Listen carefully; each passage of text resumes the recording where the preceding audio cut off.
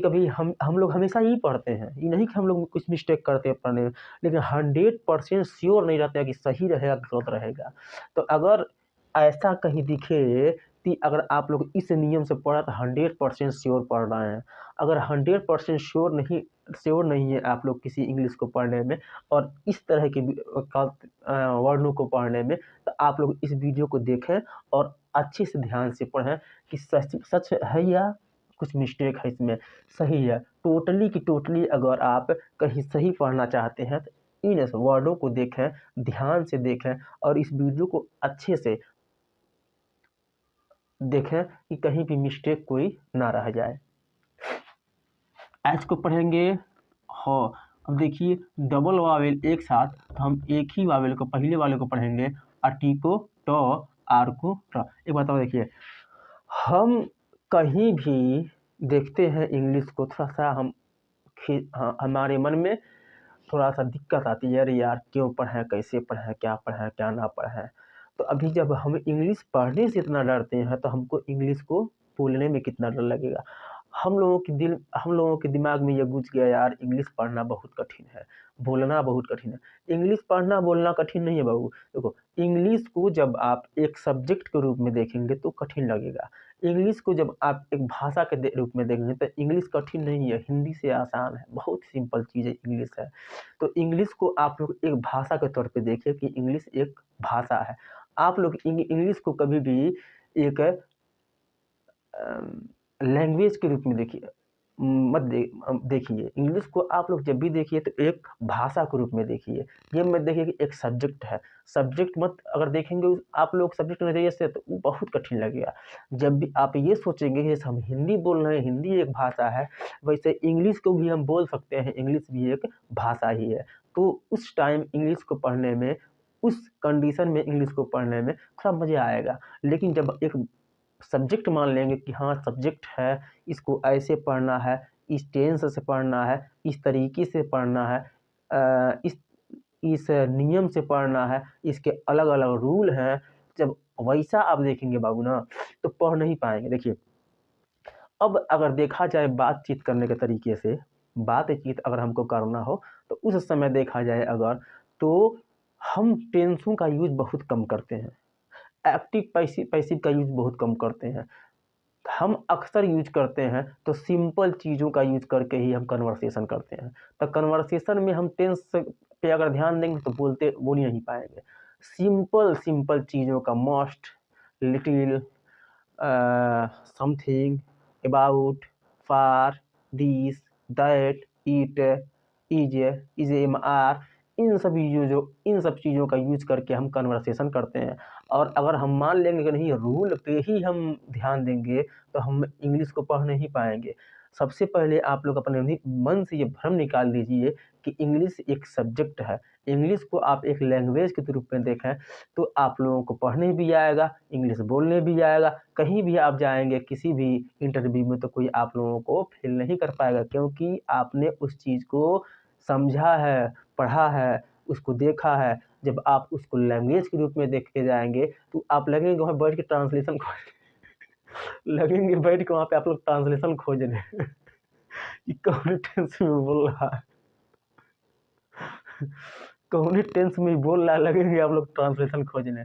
तो इसलिए आप लोग सब्जेक्ट के रूप में मत देखिए उसको, इंग्लिश को एक भाषा के रूप में देखिए। चलिए आगे बढ़ते हैं।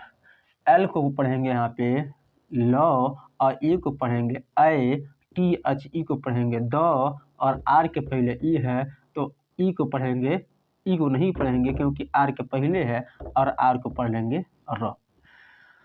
जी को पढ़ेंगे ग, जी को पढ़ेंगे ग क्योंकि इसके अगवा ए है, और ए को पढ़ेंगे आई, और टी एच ई को पढ़ेंगे द। आर के पहले ई है तो इसको नहीं पढ़ना है, इसको पढ़ना गैदर। यू को पढ़ना है अ, यू को पढ़ेंगे अ, एन को न, डी को ड, और आर के पहले ई है तो ई को नहीं पढ़ेंगे, राइट पढ़ेंगे आर को र, एस को आधा स, टी को ट, ए को ए, एन को न, डी को ड। क्या हो गया, अंडरस्टैंड, अंडरस्टैंड।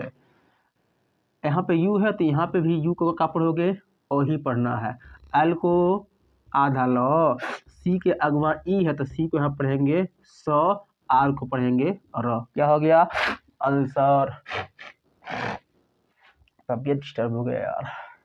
सी को पढ़ेंगे क्या, सी के आगे ए वो है तो इसलिए हम इसको सी को पढ़ेंगे क, आ ओ को पढ़ेंगे आ आर को पढ़ेंगे, आर को पढ़ेंगे र, लेकिन एन के ऊपर इसको डाल देते हैं आसमानिया। अब एन को हमने पढ़ लिया, ई की बारी है तो ई जब देखते हैं कि आर के पहले है तो ई को नहीं पढ़ते हैं, डायरेक्ट पढ़ते हैं आर को, तो क्या हो जाएगा, कार्नर। क्या हो गया, कार्नर। सी एच को हम पढ़ते हैं च, सी एच को क्या पढ़ते हैं च। ए के अगवा कौन वावेल नहीं दिख रहा इसलिए यहाँ पढ़ेंगे ए को ए, और एन को न, जी को, जी के आगे ई है तो इसलिए यहाँ पढ़ेंगे जी को ज, और आर के पहले ई है तो ई को हम पढ़ेंगे ही नहीं और डायरेक्ट पढ़ेंगे आर को चैंजर।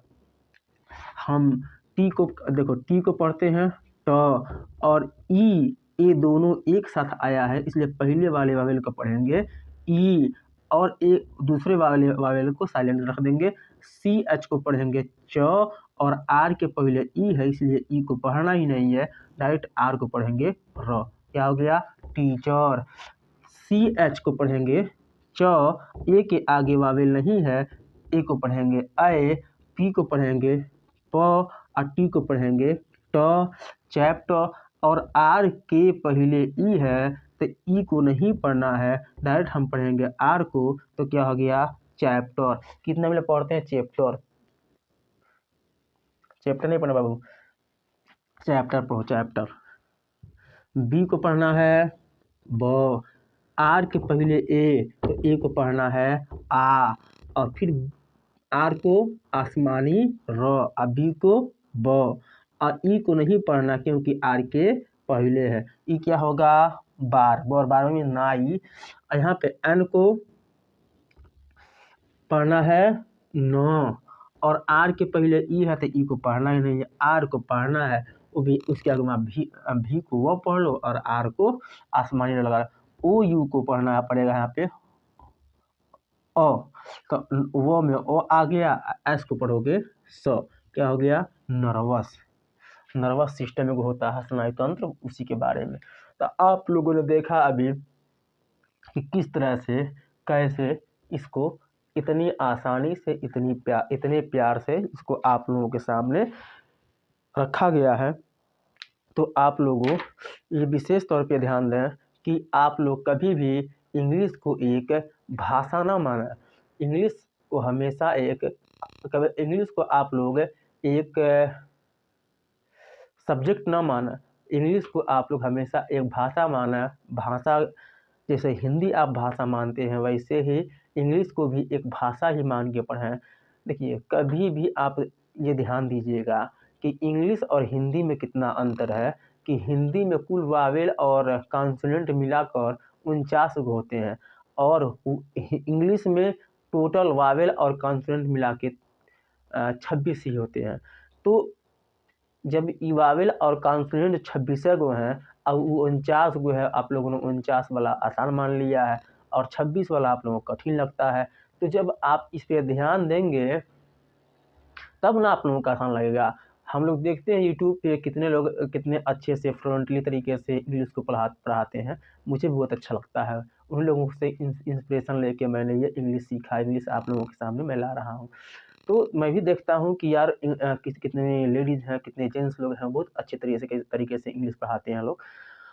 तो उन लोगों ने भी यही माना है कि इंग्लिश एक सब्जेक्ट नहीं है, इंग्लिश एक लैंग्वेज है। और हम भी इसी चीज़ को मानते हैं कि वास्तव में इंग्लिश एक सब्जेक्ट नहीं है, इंग्लिश एक लैंग्वेज है, इंग्लिश एक भाषा है। भाषा के तौर से अगर इंग्लिश को पढ़ा जाएगा तो बहुत ही बेटर है।